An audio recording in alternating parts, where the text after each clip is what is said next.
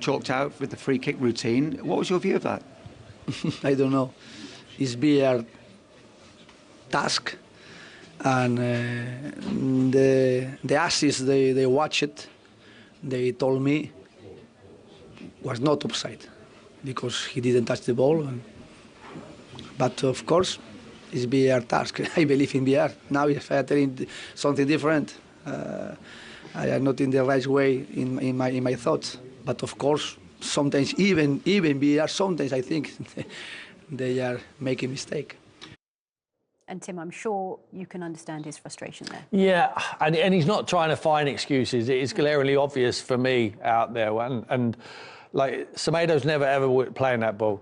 You know, don't matter if Morgan Rogers is there or not. That pass to McGinn is the why they've ruled it out. They said he impacted Semedo's ability to go and win that ball. He's not winning it. He's never winning it. And when the ball comes across, Mullen's onside and he puts it in the net and it's 1-1 with the momentum going in Aston Villa's way. Karen's right. They've had some tough decisions against them. They were due one and they've got one here tonight. Yeah, no, totally there. And also, as you said, it would have completely changed the course of the game. And then what happened later? It was Cunha that scored a goal to just seal the win, 2-0 in the end. And I guess we said the biggest bit of transfer business this team could have done is keep this man. Well, we were arguing whether that was a foul against Morgan Rogers. But look, nonetheless, he's gone up the pitch, Cunha, and he's done that little bit of magic there. That little kind of drop the shoulder. This is where me and Tim were. I think he's touched the ball, then got the player, and I think that's why the referees allowed it to play on. I think, Tim, you had different views. But look, Cunha's in there, 1v1. I thought he ran out of legs a little bit here, and I'm thinking Villa are going to get back. But this shoulder, whoop, see you later. And then brilliant finish there, and the goalkeeper won't have no chance on that. But this bit there, see you later. Two sugars.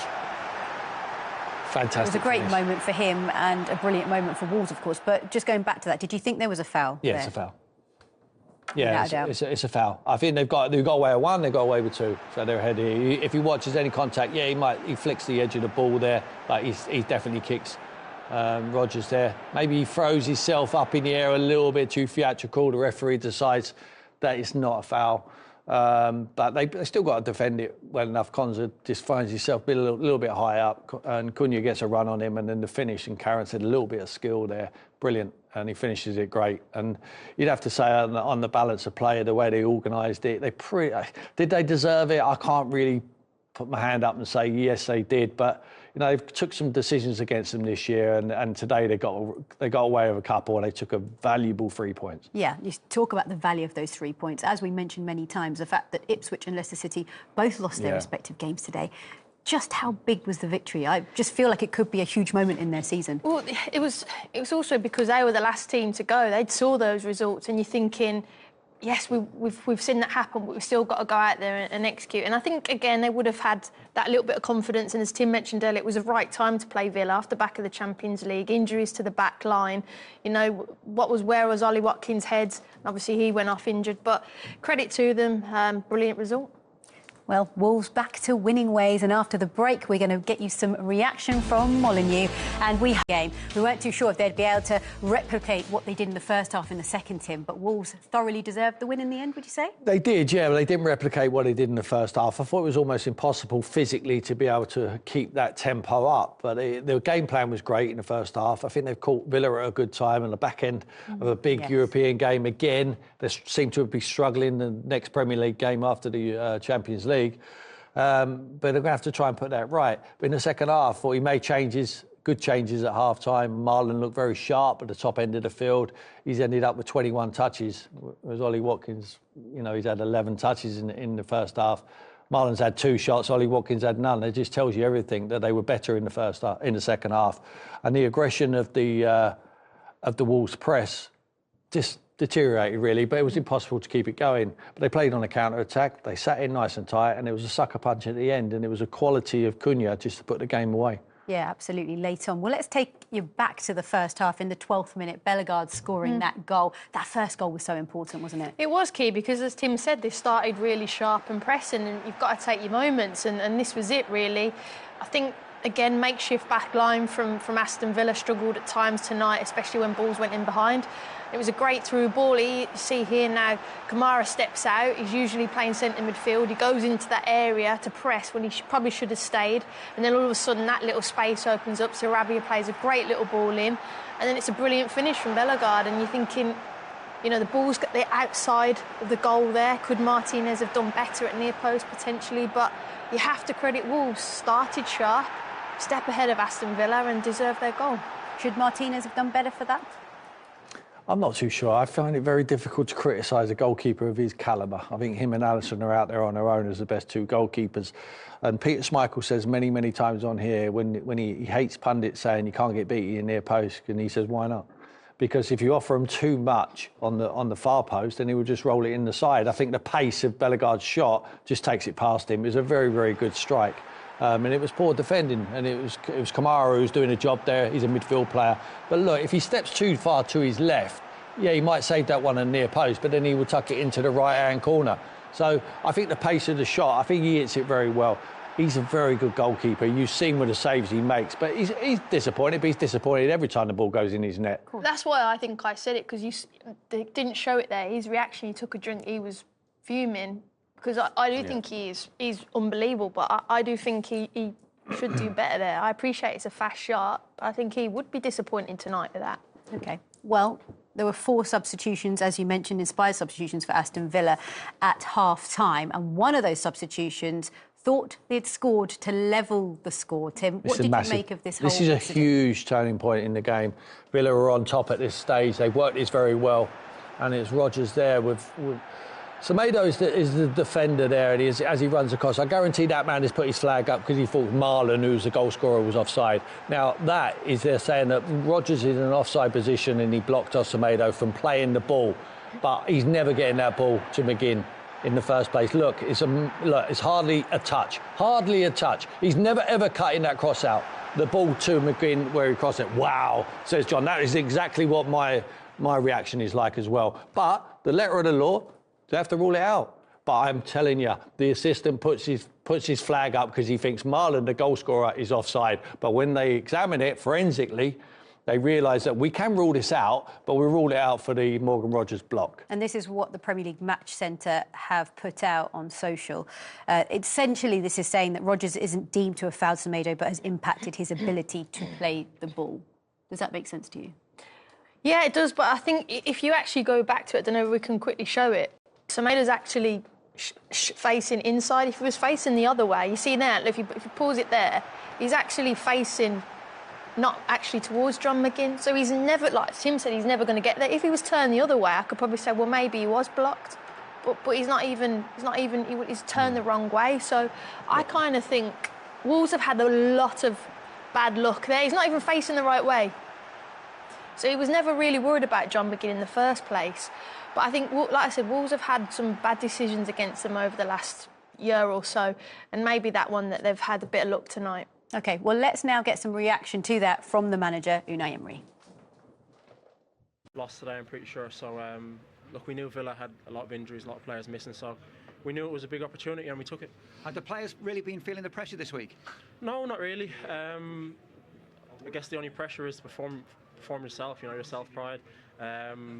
If you do all the basics right, then the results will come, and that's what we've done. We've pretty much done what the manager told us, stuck to the game plan, stayed disciplined, stayed patient. We respected the runs that we had to make, we stayed in shape. If you do all the basics right, then the results will come, and that's what we've done. We've pretty much done what the manager told us, stuck to the game plan, stayed disciplined, stayed patient. We respected the runs that we had to make, we stayed in shape, and look, we know that we're good enough to get points in this league, and today was a good performance. Pablo, what was it that the manager did tell you to do? Because that first half in particular, you seemed to really go at Villa. Yeah, of course, we need this kind of thing today. It was very important, the victory. We had to feel that, to show Aston Villa from the beginning that we get the 3 points. And we get the 3 points, that was the objective today. Was it more impressive because of the suspensions and injuries that were against you in the week as well? Yeah, it's a difficult one for us, but everyone is ready for support the team to be compact every time and to be together every single game. That is so important. And Matt, did you show sort of both sides of your game in a way? Because there was a lot of defending to do in that second half, wasn't there? Yeah, a lot of defending, but that's the Premier League. I mean, every single game, I mean, you're defending till the last minute, even if you're a couple of goals ahead, like we were at the end there. So, yeah, it's the best league in the world. I've said it's the hardest league in the world. I've said that before as well. And yeah, you've just got to be switched on for the whole game. Yeah, Jose Sa in particular, you know, he didn't have a lot to do in that first half, but came up with some really big saves. Yeah, and we know how good he is. Sa's a type of keeper that can just make incredible saves that you might expect other keepers not to make. So fortunate to have him in goals today. And Pablo at the other end, Matheus Cunha showing why he's so important to Wolves with the second goal. Yeah, of course. We can be quiet when we get the goal. But the most important today was the victory, the 3 points. It doesn't matter if the goal for Dog, for Cunha, or for Bellegar. But so happy for these 3 points today. Can this be a real... Before, Darren and I, we agreed that this is a really good time to play Villa. They've had 1 win in 8 after the Champions League matches. It's a big opportunity. Can you start well? Can you make sure, if there is any fatigue mentally and physically, that we capitalise on it? And they absolutely did that. They were brilliant from minute 1. First half, they did everything. The game plan was right. They looked very aggressive getting forward. I think, you know, the way that Kamara as a centre-back, they made sure they got in behind him as many times as they could. Second half, they sat back a little bit, but as a team that's sort of fighting relegation, that's natural. But I thought they were exceptional today. Yeah, they were brilliant. They worked really hard. I'm sure there was probably a few nerves second half with the amount of chances they had in that first half. But I never really felt that they were in any danger that second half. Of course, there were a couple of decisions we'll talk about that maybe went against Villa. But certainly when you've got someone like Matheus Cunha at the top end of the pitch, you've always got an opportunity in games. You don't need much possession, but you present him with an opportunity. 9 times out of 10, he'll take it. I thought he was outstanding. But I think Wolves deserve this performance this evening. And the other thing we heard them say there in the interview is that they knew about the players who were missing for Villa and how decimated that defence is. Did we see that in terms of the way the goal was conceded? Yeah, well, let's have a look at 1-0. Darren, I thought, was very good in it in the first half. Villa had some, you know, reasonable bit of possession here. They played the ball to be kind of, he struggled. He hasn't had many performances. You know, I think the last goal he scored was in August. But playing him in a central midfield position or in and around the area, he used his athleticism, his power. He's running in behind. He was really important. And then when you mentioned Cunha and Sarabia, they've got that extra quality, haven't they? Now the other player I want to highlight is. It's good play. I think they're too passive as well. You'd have to say Aston Villa in every challenge. No one gets near anybody. No one lays hands on anyone. And as you said there with Kamara, I just think. If he blocks him off, if you're a natural centre-half, I think you actually block him off. I think when you see Bellegarde running behind you, certainly in a minute you'll see it from here, from this position here, I think definitely there, you've got the edge on him there. Yeah. You get back in there really, really quickly, and then you don't let him on that blind side there, you block him off. Would you, so if we run it on a little bit here, just so right now, are you thinking, I think that's quite a good, get that left arm out as much as you can, and stop him, because as a centre forward, you'd say that he's definitely in charge of him now. You've got to make sure you get your arm out, block him, because it gets in behind too easily. Exactly, because even in Kamara's body position there, if he gets across a little bit quicker, he probably blocks that pass and he clears it and they get up the pitch. But the fact that he's allowed Bellegarde to get in this position here, there's only one winner. Yeah. But then even when he gets in there, it's a really, really good run, to be fair, from Bellegarde here, once he gets in. But even in this position here, I'm thinking there's only one place he should put it, and that is here. Yeah. He has to go for goal there, because if he goes for goal there, if you're Guidos there, you're thinking, I've got to tap in. Cunha, that's a good job he scored, wasn't it? Exactly. Hey, by the way, I watched you play enough. You're shooting all day long, by the way. Do you know, I would have shot from this area, but you have to go across goalkeeper. Yeah. And if you're Martinez there, he probably knows that. And that's why I think he gets caught out, because when you see the ball go in, you talk about one of the best goalkeepers in world football. There's no way on the planet he should get beaten at his near post from that range. But the fact he has a little look, doesn't he, at his post, and then he just gets done. He just gets. I genuinely think he thinks Bellegarde's going across goalkeeper, but as you said there, the fact that he scores, that lets him off the hook, because that should never go in the goal. But Villa was so passive as well, though, Kelly, in that first half. Even for that goal, I felt that they didn't really do enough to stop anything and never won a challenge. And that was the difference in that first half. But as Darren said, they will feel that a few decisions went against them. Let's take a look at the disallowed goal. Well, let's be honest, Wolves have had a lot of bad decisions against them, and they do certainly get a little bit of luck here, Kelly. This is a contentious one. I can certainly understand, you know, Unai Emery and the Aston Villa players, fans will be thinking, how on earth has this been, you know, not been given? Because what they're trying to do is, obviously, they're very good with set pieces. You look at Arsenal, look at Aston Villa, Morgan Rogers and Semedo, he gets into a position where, look, you try to see, you can see that he gets his left arm on him and just tries to block him. Does he impede him enough? Well, this is what we're looking at, is there an action that impacts on the player's ability to perform their job? So there's definitely an action. Yeah. We can see that. It's whether or not you're right. It's There not is enough. an impact. Not for Do me. you think there's an impact? And this is the reason why I'm going to give you. This is the best clip we've got here. Just keep an eye on Semedo. This is Semedo here, right? As a defender, he's now looking there.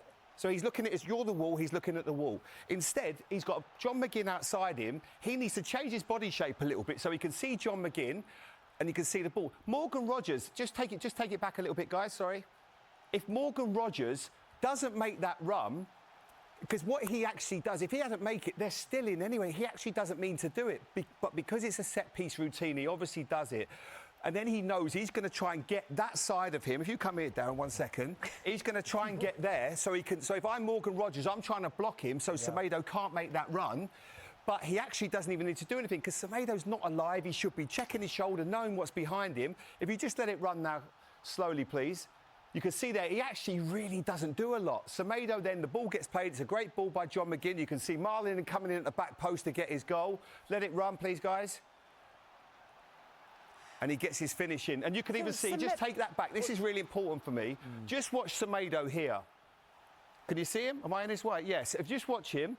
Once that ball goes in, he doesn't even complain. He just puts his hands down as if to say, oh, they've done me. Look at him. Look, he doesn't even do anything. He doesn't look across.